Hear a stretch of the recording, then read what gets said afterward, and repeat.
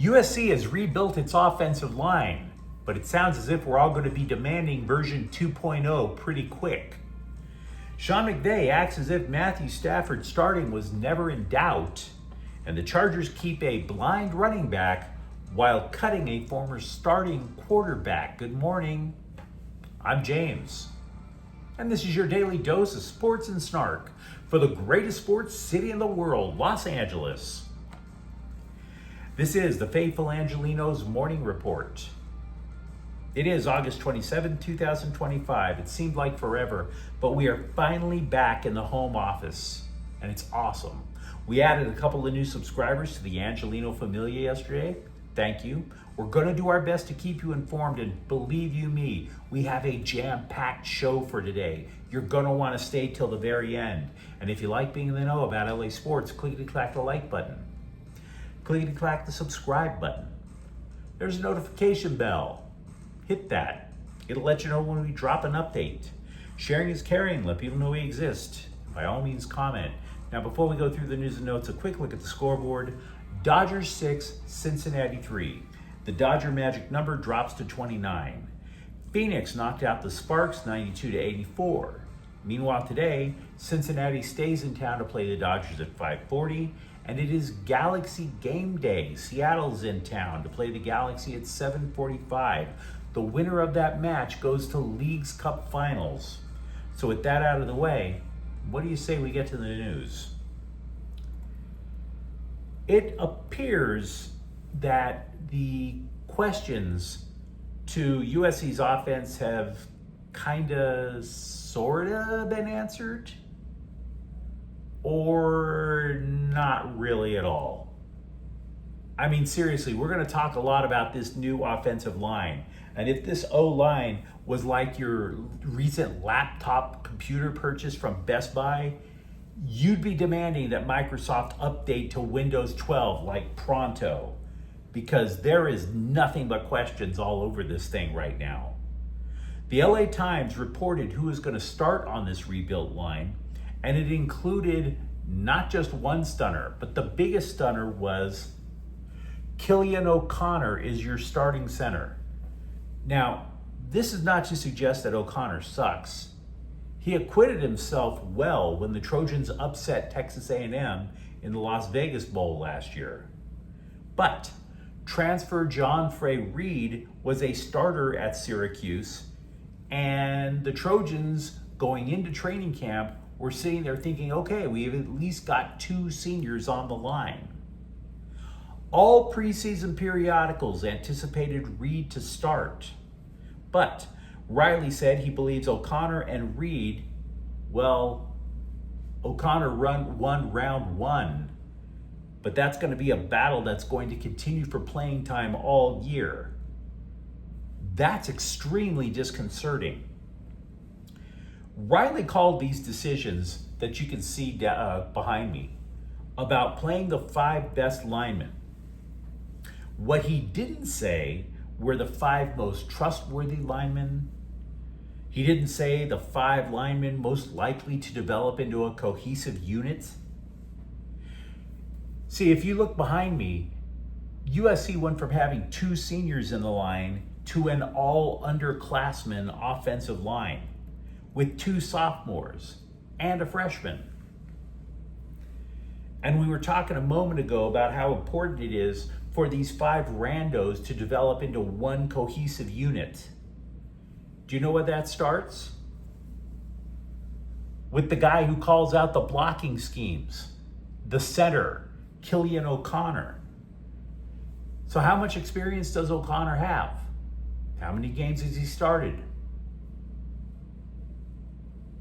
Meanwhile, how many games has Reed started? Well, last year he started 12 games alone.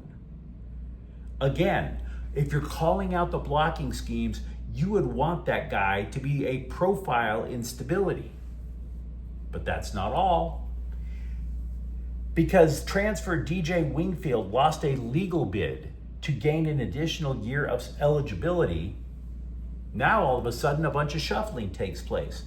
Tobias Redmond goes from right tackle to left guard. Now Elijah Page at left tackle was expected. Alani Noah at right guard, also expected. You have a brand new starter, by the way, at right tackle in Justin Tawanuu. So, you put that all together, and what do you have? You have a seriously inexperienced offensive line. And by the way, as a side note, it also means that Riley struck out on both of his transfer portal additions to the offensive line, Reed and Wingfield. So if you're a Trojans fan, you've heard a lot of great things in the offseason. I was telling you about a lot of great things in the offseason. But this is a reason to kind of pause and wonder what the hell might happen this year. This is a question mark. You could even say it's 5 question marks. Meanwhile, the LA Daily News dropped in to say Wayman Jordan won the starting running back gig. This is a step up for the guy. It's true he was the number 1 running back in the country. It's also true he was the number 1 running back in the country for junior college guys. Now, Lincoln Riley said despite a planned lack of tackling for training camp, which makes judging running backs a little harder to judge, the coaching staff believes Jordan is the steadiest option. Now, I'm okay with that. Riley's offense has consistently churned big yards in the running game. But if you recall how USC lost dozens of players prior to the Las Vegas Bowl, and you were asking yourself, who the hell is going to block? Aren't you asking the same question now? So if you're a Trojans fan, let me know, of course, what you think in the comments thread.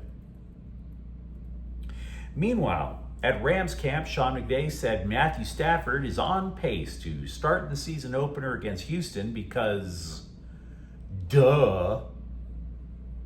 And it's kind of low-key hilarious because now everybody in Rams camp is acting as if Stafford didn't just miss a month of training camp. Okay, sure, we'll forget. But yesterday was cut down day across the NFL, and arguably the biggest surprise among Rams cuts, at least on social media, was 5th round draft pick linebacker Chris Paul. People took note of Paul quickly because he wore the green dot in the preseason opener, which meant that he was the one calling the defensive plays. And that suggested a mastery of the playbook. The reason cutting Paul bothered a lot of Rams fans online was because cutting Paul meant keeping missed tackle machine Troy Reeder. Troy Reeder is one of the 4 inside linebackers on the roster. Now, McVay said Reeder and fellow backup linebacker Sean Dolak, they made the team because they can also play special teams. Quote, those 3rd and 4th spots are heavily dictated and determined by where do you create value. It's not exclusive to the inside linebacker position. Other cuts that caught the eye happened in the defensive backfield. Corner Darian Kendrick was a starter. Safety Tanner Ingle was praised as a human missile by the coaching staff.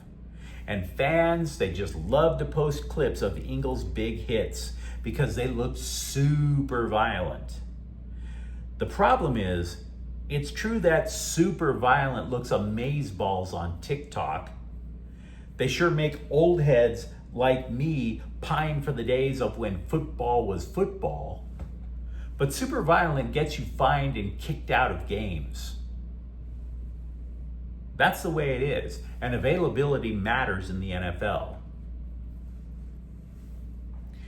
Over with the Chargers, running back and noted fireworks enthusiast Najee Harris, who not only didn't play in any preseason game, but has yet to practice because he loves looking at explosives close up, he nevertheless made the team. The Bolts activated him prior to the deadline. If they hadn't done so, he would have been forced to miss the first 4 games of the season. So he makes the roster. Great. Now all the Chargers have to do is get the scales to fall from his eyes like he's the Apostle Paul.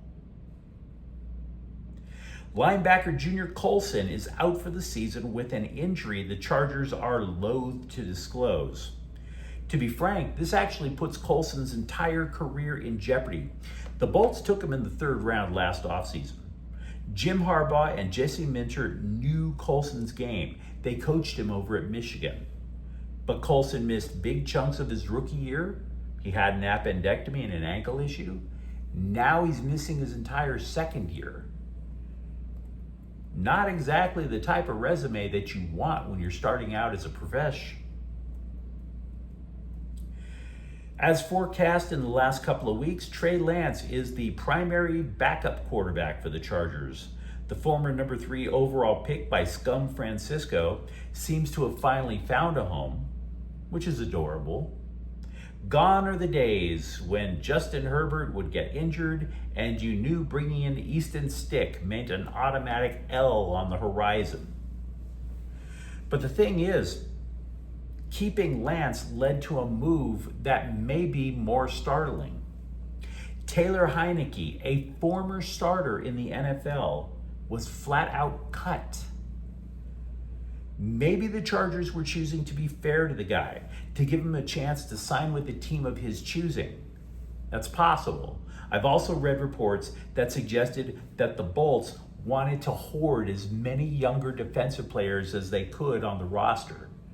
And so they needed Heineke's spot no matter what. Oh, and unless the coaching staff was super impressed with 4th string tight end Tucker Fisk, who stepped up in an exhibition game, the Chargers currently do not have a bona fide long snapper. Kind of matters on 4th down, wouldn't you say? The Bolts also addressed an ish and traded for offensive tackle Austin Deculus, formerly of Houston. Now look, this is not a big solution. It's needed, but he's solely a depth piece. The Bolts gave Houston a conditional 7th round pick in response. So yeah, this is a ton of football news. You should reply if the Trojans, the Rams, or Chargers are your favorite team. But meanwhile, it is now time for your daily injured Dodger pitching update. Alex Vesia, arguably their most dependable reliever, has a right oblique strain. He was placed on the injured list retroactive to August 23rd. The dude has appeared in 59 freaking games this year. 45% of the schedule played so far. And to show you how much the Dodgers have purposefully overworked their bullpen, Vesia isn't even the most used Dodger reliever. That would be Anthony Banda with 61 appearances. Now, if all of these injuries make you want to down a bottle of Zoloft and chase it with a 6-pack of NyQuil, I don't blame you, but take heart. Michael Kopech could return as soon as next week. And speaking of pitchers that are returning, starter Blake Snell was activated from the paternity list. He's going to pitch Friday. UCLA basketball is in the final week of summer practice. So, CBSSports.com forecasts the starting lineups for the top 26 college teams in the country. And some of the projections were fascinating, if these guys are to be relied on. They believe the Bruins will go with a 3 forward lineup, not 3 guards. Okay, fine. They also deduced something that we've been saying on this channel for months, that incoming transfer Xavier Booker is the most pivotal player in the lineup. That doesn't mean he's the focal point. The focal point is clearly going to be guard Donovan Dent. But the season could hinge on whether Mick Cronin can get Booker to be a consistent contributor at both ends of the floor. The hiccup is Cronin and Booker's former coach, Tom Izzo, pretty much teach the same style of ball. Should Booker struggle, as he did with the Spartans, UCLA is going to have a problem that could keep them from advancing far in the NCAA tournament. For example, say you take Tyler Bilodeau and you move him back to the 5.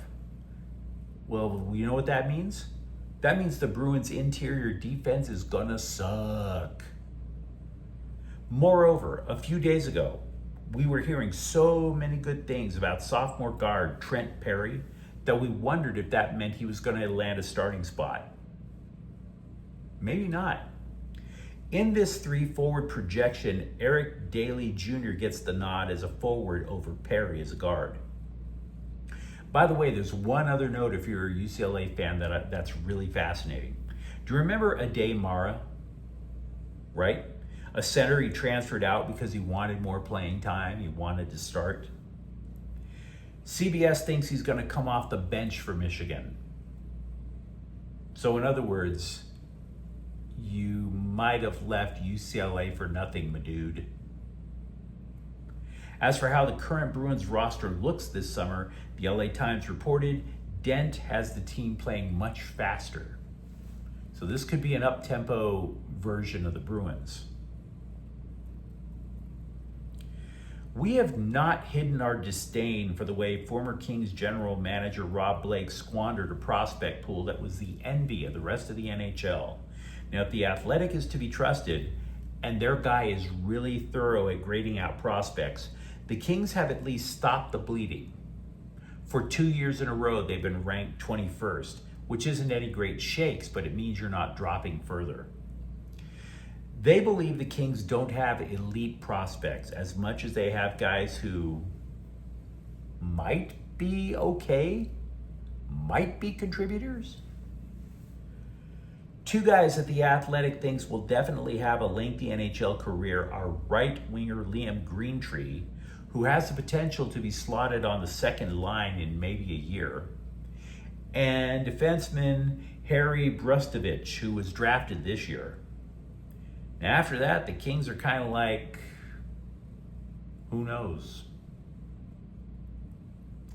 LAFC has added forward Alexandri Balutsa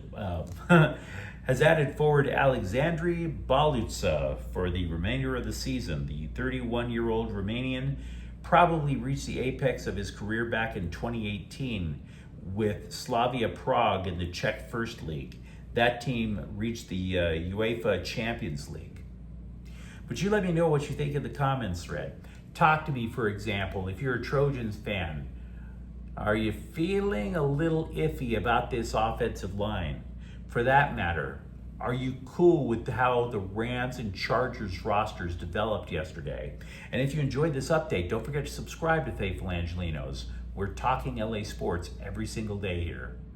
Thank you for watching. I'm James. We'll be back tomorrow. Faithful Angelenos is a Kian Corte El Queso production. Take care.